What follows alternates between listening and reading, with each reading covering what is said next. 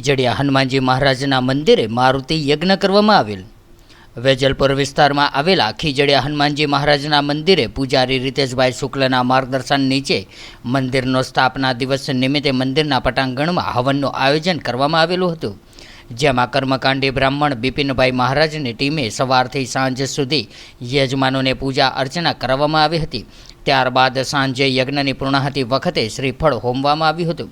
આ પ્રસંગે વેજલપુર મત વિસ્તારના ધારાસભ્ય શ્રી અમિતભાઈ ઠાકર તથા આજુબાજુમાંથી ભક્તો દર્શન કરવા માટે ઉમટી પડ્યા હતા। પૂર્ણાહુતિ બાદ સુંદર પ્રસાદનું આયોજન પણ કરવામાં આવ્યું હતું, ત્યારે ભક્તો દર્શન તથા પ્રસાદ ગ્રહણ કરીને ધન્યતા અનુભવતા હતા।